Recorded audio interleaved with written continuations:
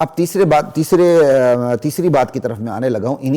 یہ جو جمع قرآن بیان قرآن کے حوالے سے فوائد آپ کے سامنے رکھ رہا ہوں. تیسری بات یہاں یہ کہا گیا ثم ان علینا بیانہ، میرے نبی اس قرآن کے مضامین کا بیان بھی ہمارے ذمہ ہے. تو یہ بیان کی کتنی صورتیں بنتی ہیں.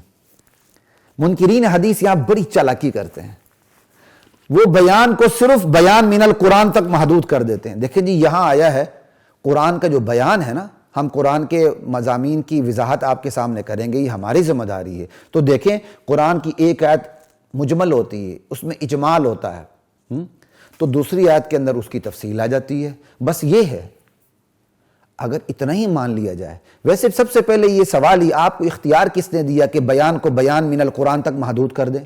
بیان تو مطلق آیا ہے. المطلق یجری علی اطلاق، مطلق تو اطلاق پہ جاری ہوتا ہے. ثم ان علینا بیانہ، ہمارے اوپر ہے قرآن کا بیان، اور آپ نے اس بیان کو پکڑ کے کیا کہہ دیا؟ وہ بیان جو صرف قرآن سے ثابت ہو. اس کے لیے دلیل چاہیے. ہم اپنی دلیلیں دیں گے، لیکن آپ سے دلیل چاہیے کہ آپ نے قرآن کے مطلق لفظ کو محدود کر دیا، کہ قرآن میں جو آیا ہے بیانہ کا لفظ، یہ وہ بیان ہے جو صرف قرآن سے بیان کیا جائے گا.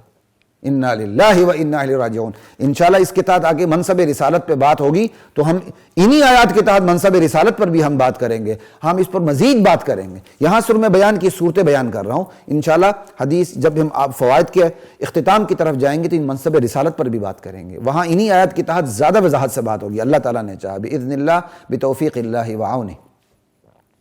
لا الہ الا اللہ. تو سوال یہ ہے منکرین حدیث سے، انہوں نے بیان کو بیان من القرآن تک محدود کر دیا. بھئی بیان ضرور ہوگا، لیکن وہی بیان جو صرف قرآن سے ہوگا. یہاں تو اللہ تعالیٰ نے مطلق بیان کہا ہے کہ ہم اس کی مضامین کی وضاحت کریں گے. آپ نے اسے قرآن تک محدود کر دی. اس کے لیے آپ سے دلیل چاہیے، وہ بھی قرآن سے چاہیے، کیونکہ آپ حدیث کو نہیں مانتے. لا الہ الا اللہ.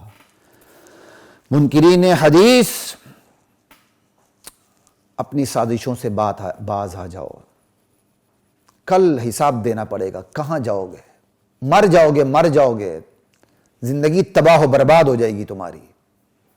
وہاں ہمیش کی ناکامی، اس سے اپنے آپ کو بچا لو. تو یہاں بیانہ کہ میں آپ کے سامنے صورتیں رکھنے لگا ہوں. اللہ تعالیٰ نے کہا میرے نبی اس قرآن کا بیان، یہ بھی ہماری ذمہ داری ہے. تو بھائی قرآن کے بیان کی صورتیں کتنی ہیں؟ تو سب سے پہلی صورت وہی ہے جو منکرین حدیث بھی کہتے ہیں، جو ہم بھی کہتے ہیں، بیان من القرآن، توضیح القرآن بالقرآن، تفسیر القرآن بالقرآن. یہ اس کو سب سے بڑا درجہ حاصل ہے. قرآن کا بیان قرآن سے.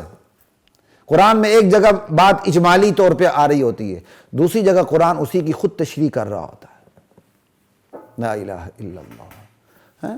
قرآن کا مطالعہ کرنے والے اس کو بہت اچھی طرح جانتے ہیں. تو یہ قرآن کے مضامین کے بیان کی ایک صورت ہوئی. اور دوسری صورت بیان من الحدیث،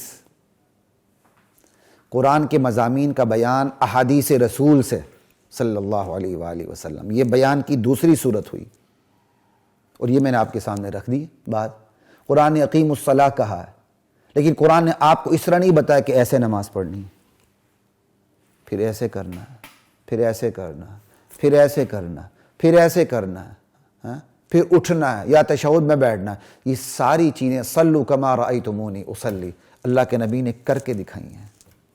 یہ بیان من الحدیث ہے. اس کے بغیر کیا کہتے ہیں، آپ پورے قرآن کریم کو سامنے رکھ کے آپ ایک رکعت نماز نہیں پڑھ سکتے. ایک رکعت نماز نہیں پڑھ سکتے. قرآن تو اصول کی کتاب ہے. قرآن تو آپ کو اصول فراہم کرتی ہے، اور ان اصول کی وضاحت کے لیے آپ کو نبی کے پاس بھیجتی ہے کہ بس جس نبی نے آپ کو اصول بتایا اسی نبی سے ان اصول کی وضاحت بھی سن لو.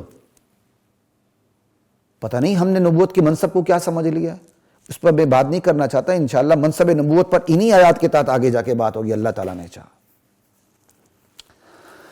لا الہ الا اللہ. تو بیان من الحدیث، یہ بیان کی دوسری صورت ہوئی کہ حدیث سے بیان.